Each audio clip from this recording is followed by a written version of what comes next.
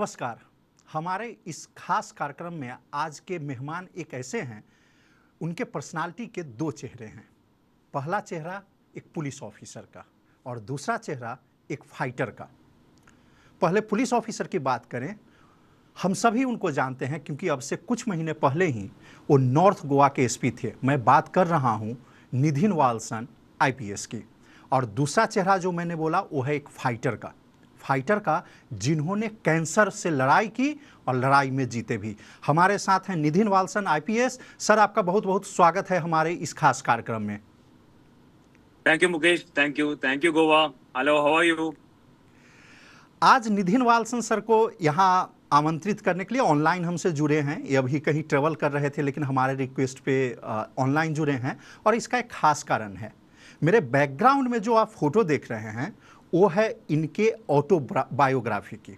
इन्होंने एक किताब लिखी है, इनकी जीवनी है, ऑटोबायोग्राफी है, इन्होंने लिखी है जो इनके बारे में खास तौर पर कैंसर से उसी लड़ाई, उसी फाइट की बात है जिसके बारे में मैं कर रहा था। सर, सबसे पहले बहुत बहुत मुबारक हो, कंग्रेचुलेशंस फॉर दिस बुक। हमें थोड़ा सा दिखाएं भी, कम से कम कवर दिखाएं हमारे दर्शकों को अपने बुक का, और साथ ही हमें बताएं कि ये बुक क्या है। Thank you Mukesh. ये मेरा बुक है, ये मेरा डेब्यू बुक है, cancer man to iron man, a police officer's journey of arresting illness. ये बुक पैन मैकमिलन पब्लिकेशंस ने ये पब्लिश किया है। और इस बुक में मेरा 2 ईयर का मेरा जो मेमोयर्स है, 2000 गोवा में आने के बाद मेरा 2 years ऑफ गोवा लाइफ, जिसमें मैं पहले कैंसर को फाइट किया, तो कैंसर को डिफीट किया, फिर उसके बाद अगले साल ट्रेनिंग करके मैंने आयरन मैन किया। सो मेरा आउट ऑफ 3 years 2 years मेरा जो गोवा में जो लाइफ था उसके बारे में, और कैसे मैंने कैंसर को डिफीट करके आयरन मैन बना, उसके बारे में डिटेल में लिखा है। सर, मैं आपसे इस बारे में पहले भी बात कर चुका हूं लेकिन अपने दर्शकों को एक बार फिर से थोड़ा सा जरूर दुख भरी बात है, लेकिन फिर से उस मेमोरीज को याद कीजिए सर कि पहली बार कैसे आपको अंदेशा हुआ, कैसे आपको डाउट हुआ या किस तरीके से पता लगा कि कैंसर आ रहा है। मुकेश, ये एक्चुअली बहुत इम्पोर्टेंट है कि हमें राइट टाइम में कैंसर के बारे में डायग्नोस करना चाहिए। जब मेरा डायग्नोसिस हुआ था, मेरा स्टेज 4 था, पूरा बॉडी में कैंसर फैला हुआ था, एक भी जगह नहीं था जहां पे कैंसर नहीं था, क्योंकि मेरा डिटेक्शन थोड़ा लेट हुआ। स्टेज 4 कैंसर था। सबसे पहले मेरा वेट लॉस होना शुरू हुआ, कोई इन्फेक्शन नहीं था, फिर भी वेट लॉस बहुत जल्दी हुआ। मुझे 2-2.5 महीने में कम से कम मेरा 8-9-10 किलो वेट कम हुआ। फिर बहुत ही ज्यादा फटीग होते थे, फटीग का मतलब एक्सट्रीम टायर्डनेस वो होते थे। फिर पेन, बॉडी के अलग अलग पार्ट्स में अलग अलग दिन पेन होते थे। इस पेन के कारण मुझे सो नहीं पा रहा था। तो 2-2.5 महीने का डायग्नोसिस और बहुत ही मुश्किल दिनों के बाद ये डिटेक्ट हुआ।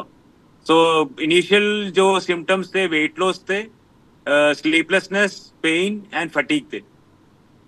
सर, मैं दूसरे लोगों को समझने के लिए बताना चाहूँगा, जब आपको डायग्नोस हुआ तब जैसा आपने बताया कि स्टेज 4 तक ये बीमारी पहुँच गई थी, क्या कुछ ऐसा सिम्टम्स हमें मिलते हैं जो पहले अर्ली डिटेक्शन में मददगार हो, लोगों को समझ में आए कि हो सकता है ये सिम्टम कैंसर का हो?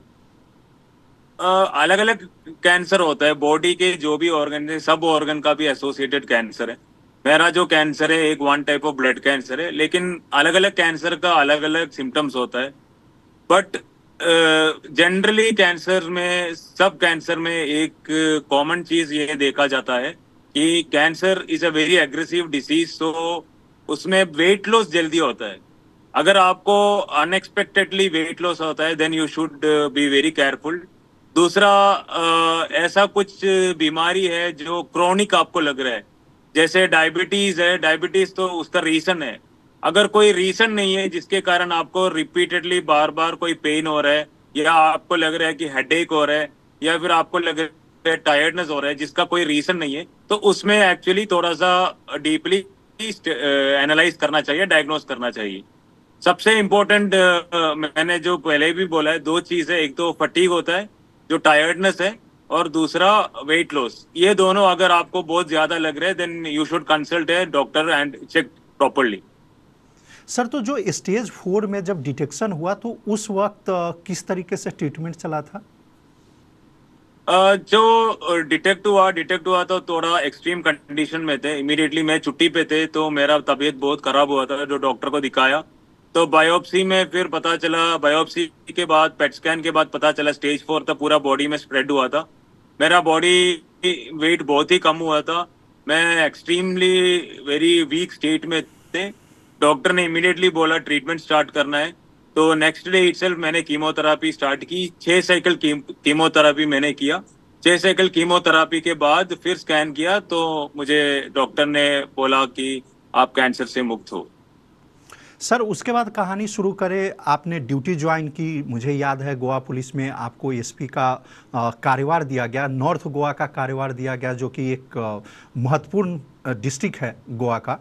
यहाँ पर आपने पूरी जिम्मेदारी से अपना काम निभाया, लेकिन साथ ही जो आयरन मैन की जर्नी थी, जो competition one of the toughest competition माना जाता है दुनिया भर में, इसमें साइकिलिंग, रनिंग एंड स्विमिंग तीनों का कॉम्बिनेशन होता है, उसकी तैयारी आपने की, उसमें पार्टिसिपेट किया। उस तैयारी के बारे में कुछ बताएं सर हमें। कैंसर से मुक्त होने के बाद जब मैं वापस आया था, मैं हेडक्वार्टर्स में पोस्टेड थे, तब एक्चुअली मेरा वेट बहुत ज्यादा बढ़ गया था, बिकॉज कैंसर ट्रीटमेंट में स्टेरॉइड्स बहुत अंदर जाता है। फिर मेरा अंडर एक इंस्पेक्टर थे, सतीश, जो अभी इंस्पेक्टर कोलवा है, वो मेरे यूनिट में थे उस टाइम, तो उन्होंने मुझे आयरन मैन इंट्रोड्यूस किया। फिर योस्का नाम के कंपनी के साथ मैंने ट्रेनिंग किया, मेरा कोच से नील, इन्होंने मुझे ट्रेनिंग कराया।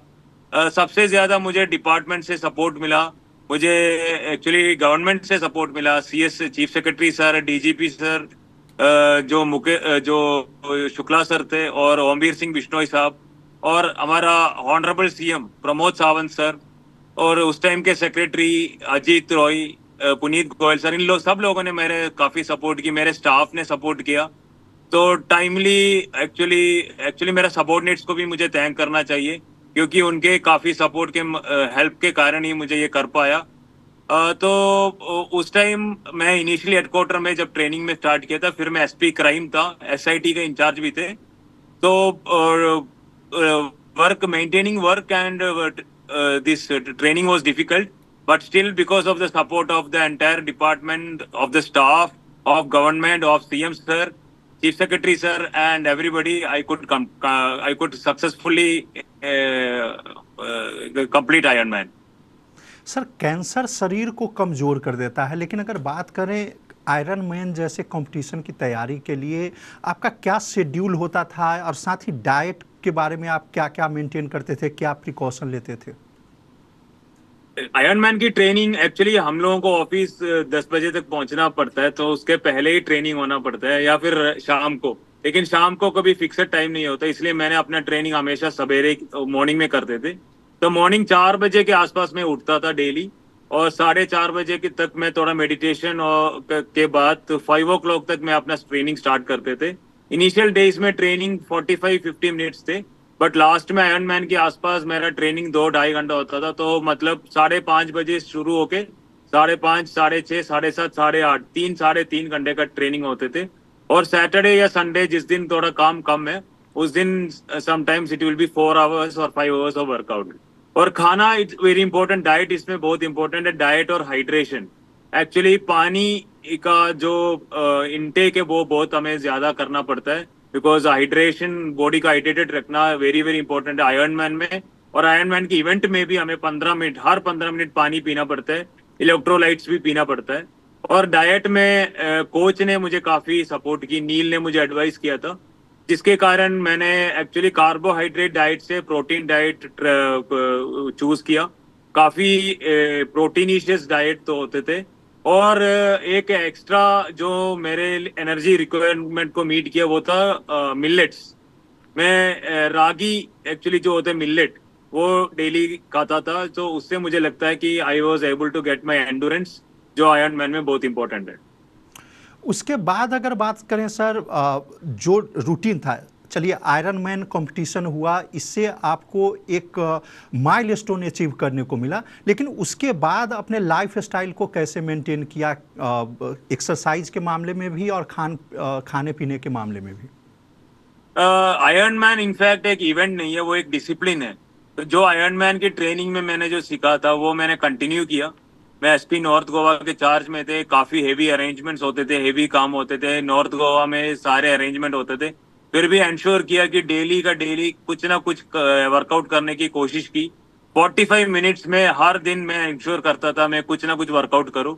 मैं सबको भी यही बोलता था, मेरे स्टाफ को भी, लोगों को भी जिससे भी मेरा इंटरेक्शन होते थे, कि जिंदगी में और लाइफ में हर दिन कुछ ना कुछ थोड़ा देर अपने बॉडी के लिए, बॉडी के हेल्थ के लिए टाइम देना चाहिए, 45 मिनट्स।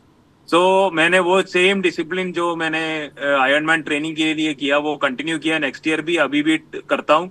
सो उसके बाद मैंने नेक्स्ट ईयर 2023 में भी मैंने आयरन मैन किया, तो स्विमिंग किया और रनिंग भी किया। सो अभी भी मैं इंश्योर करता हूँ कि सवेरे थोड़ा जल्दी उठने का कोशिश करता हूँ।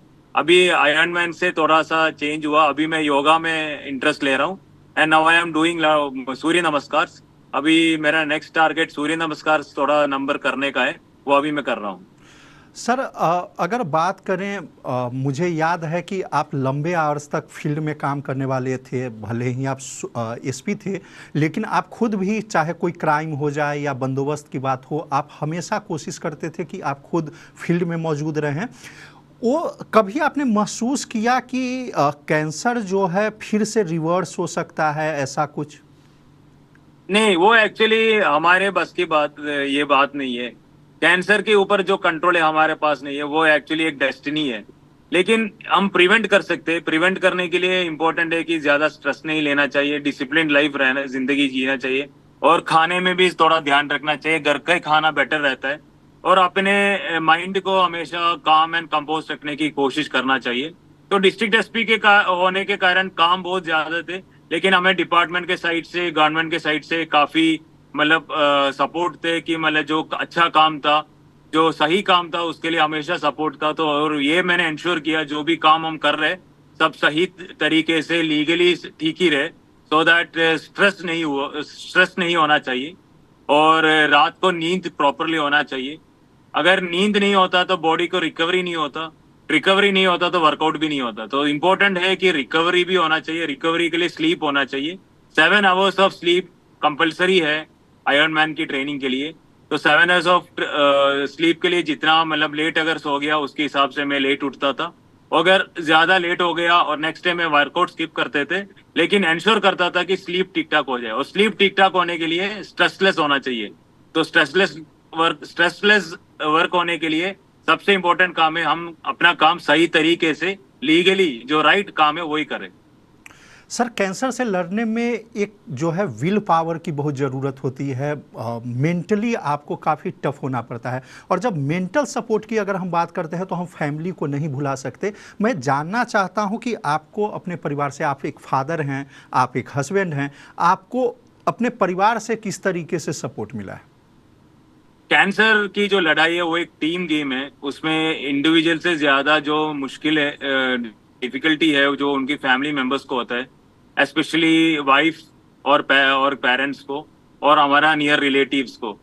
तो मेरा पूरा लड़ाई में मेरे साथ हमेशा मेरे वाइफ मेरे साथ रहा। उन्होंने काफी सपोर्ट की, मेरे पेरेंट्स ने भी काफी सपोर्ट किया। सबसे हेल्पफुल मुझे रहा मेरे बच्चों का जो स्माइल है। वो हमेशा, छोटे बच्चे थे, वो हमेशा स्माइल करके मेरे साथ रहते थे, वो हमेशा मेरे साथ रहते। तो उनके जो प्रेजेंस है वो एक्चुअली मुझे बहुत पॉजिटिविटी दिया। फिर मैं थैंक्स करना चाहता हूँ मेरे बैचमेट्स को, मेरे फ्रेंड्स को, जिन लोगों को पता चला कि मैं कैंसर से लड़ाई कर रहा हूँ, तो उन सब ने मुझे फोन किया, सपोर्ट, अपना फोन करके सपोर्ट दिया। और इन सब से एक्चुअली एक अंदर एक फीलिंग आता है कि हमें जिंदगी में वापस आना है, जल्दी से जल्दी वापस आने। जब हमें माइंड में लगता है कि हमें वापस आना, हमारा बॉडी भी इमीडिएटली रिएक्ट करता है। तो हमारा सबसे इंपॉर्टेंट है माइंड का गेम। माइंड को अगर स्ट्रांग रखे, सबसे बड़ी बीमारी या मुश्किल है जो जिंदगी में, वो सब हम हैंडल कर सकता है। सर अभी आप दिल्ली पुलिस में हैं, वहाँ पे जो आपका शेड्यूल होता है क्या होता है, और अभी जो आपका लाइफ स्टाइल है, day to day lifestyle है, उसके बारे में थोड़ा सा हमें बताएं। अभी मैं दिल्ली पुलिस में डीसीपी हूँ, इधर 5th एंड 6th बटालियन की इंचार्ज हूँ। मैं एक्चुअली जो 5 बजे उठने का मैं कोशिश करता हूँ। 5 बजे उठता हूँ। उठने के बाद मैं थोड़ा मेडिटेशन और प्रेयर करने के बाद मैं 45 मिनट्स योगा करता हूँ। योगा करने के बाद बच्चों के साथ थोड़ा बैठता हूँ, बच्चों को स्कूल में छोड़ देता हूँ। उसके बाद मॉर्निंग न्यूज़पेपर और ये सब पढ़ने के बाद मैं ऑफिस में जाता हूँ। टाइमली खाने का कोशिश करता हूँ, और शाम को मैं इंश्योर करता हूँ थोड़ा टाइम बच्चों के साथ बिताने के लिए, बच्चों को थोड़ा पढ़ाई करने का कोशिश करता हूँ। उसके बाद बच्चों के साथ ही सोने का कोशिश करता हूँ, सो दैट 9-9:30 10 बजे तक अगर सो पाए, सवेरे 4:30 4 साढ़े 4 5 बजे तक उठ पाए। This is my routine. ये मैं मेंटेन करने का मैं कोशिश करता हूँ, कभी भी हो नहीं सकता, तो उसके हिसाब से थोड़ा एडजस्ट करता हूँ। सर दिल्ली का पॉल्यूशन भी एक समस्या है, क्या इससे भी सेहत पर कुछ असर पड़ रहा है? गोवा से कंपेयर करें, दिल्ली में एक्चुअली पॉपुलेशन ज्यादा है, व्हीकल्स ज्यादा है, तो एयर क्वालिटी में भी डिफरेंस है। बट जहाँ पे भी हो, हमारा कंट्री है, हमारा भारत है, तो we are always happy to serve the country, serve our citizens. So उसी में हमें खुशी मिलता है। जब अंदर खुश है, बॉडी माइंड खुश है, तो बॉडी भी खुश है, तो एनवायरनमेंट भी हमेशा अच्छा ही रहता है। सर आपने ऑटोबायोग्राफी लिखने का फैसला कब किया, कब ये आइडिया दिमाग में आया? जब मैं कैंसर ट्रीटमेंट कर रहा था, तो मुझे एक्चुअली काफी जो चीजें हैं मुझे पता नहीं था। तो एक्चुअली जब हम ट्रीटमेंट करते हैं तब पता चलता है कि कितना हमारे पास इग्नोरेंस है। जितना इग्नोरेंस है, इतने कैंसर के बारे में हमें पता नहीं है। और इतना ट्रीटमेंट के बाद, ट्रीटमेंट में हमें पता चलता है तो बहुत सारे मुश्किल डिफिकल्टीज हमें फेस करना पड़ता है। और कैंसर के बारे में लोगों में एक स्टिग्मा भी है कि कैंसर अगर आ गया तो हमारा जिंदगी में कुछ आगे नहीं है। अगर तो मैं एक्चुअली जब मैं ट्रीटमेंट किया तो मुझे पता चला अगर कैंसर टाइमली डिटेक्ट किया जा सकता है, अगर टाइम अच्छे ट्रीटमेंट मिलता है, तो हम कैंसर को डिफीट कर सकते हैं।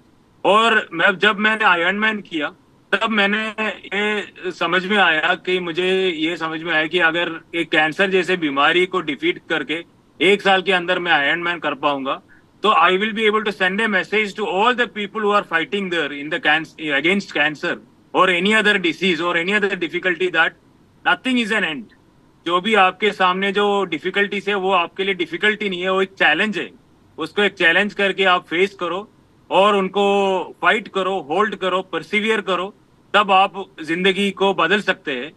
इसी को मद्देनजर रखते हुए मैंने बुक लिखना स्टार्ट किया। फिर 4-5 महीने मैंने डेली में दो 3-3 पेज लिखता था। और जब मैं ये स्टार्ट किया था, जब मैं आयरन मैन नहीं था, फिर आयरन मैन होने के बाद 2-3 महीने के अंदर मैंने इसको कंप्लीट किया। फिर पैन मैकमिलन ने ये पब्लिश करने की फैसला किया। सर आपके इस बुक को फॉरवर्ड किया है क्रिकेटर युवराज सिंह ने, जो खुद भी एक कैंसर सर्वाइवर हैं। मैं अपने दर्शकों को कहूँगा आपकी किताब खरीदें और तब पढ़ें वो सारी जर्नी। लेकिन युवराज सिंह का क्या मैसेज रहा है आपके लिए या इस किताब में? युवराज सिंह सर ने भी एक्चुअली इसमें एक फॉरवर्ड लिखा है। तो यूवी कैन के साथ गोवा पुलिस भी जुड़े हुए थे। तो यूवी कैन एक एनजीओ है, जो फाउंडेशन है युवराज का, जो कैंसर के अवेयरनेस और जो पेशेंट्स उनको हेल्प करने की कोशिश करता है। तो उनके थ्रू मुझे युवराज सर से मुझे इंटरेक्शन हुआ। तो वो खुद एक कैंसर सर्वाइवर है, उनके बुक मैंने पढ़ा है। तो उन्होंने एक्चुअली जो मुश्किलें हैं जो सारे कैंसर पेशेंट्स फेस करते हैं, उन्होंने भी फेस किया है। तो उसमें एक सबसे इम्पोर्टेंट क्वेश्चन होता है, व्हाई मी, मेरे साथ ऐसा क्या हुआ। तो सेम क्वेश्चन मुझे भी हुआ था। तो जब मैंने वो बुक पढ़ा तो मैं सोचा सबसे बेस्ट मेरे बुक के लिए फॉरवर्ड युवराज सिंह ही बेस्ट पर्सन है। तो मैंने उनको अप्रोच किया, इमीडिएटली उन्होंने रेस्पॉन्ड किया और मुझे फॉरवर्ड लिखा। और हमारा ऑनरेबल सीएम सर ने भी मेरे बुक को एंडोर्स किया है। बेसिकली ये जो बुक है, इस बुक से मैं एक मैसेज देना चाहता हूँ कि जो भी डिफिकल्टीज है, कैंसर हो जो भी डिसीजेस है, it is not an end, it is just a bend. इससे आप एक नया बिगिनिंग शुरू कर सकते हैं। It is a message of resilience, human discipline, grit and perseverance. Motivation और इंस्पिरेशन जो अपने जिंदगी में चाहते हो लोग, मैं उनको बोलना चाहता हूँ कि जरूर इसे पढ़े और इससे डिसिप्लिन अपने जिंदगी में लाने की कोशिश करें। Please read my book and actually Amazon में भी अवेलेबल है और नियरेस्ट बुक स्टोर में भी अवेलेबल है। ये पढ़ने के बाद जरूर अपना रिव्यूज भी दे दे। Thank you. मुझे याद है सर, जब आप उस फेज से गुजर रहे थे, कैंसर वाले फेज से, तो मुझे याद है कि फिर भी आपके चेहरे पर एक मुस्कान होती थी, आप उतना ही काम करते थे, उतनी ही मेहनत करते थे।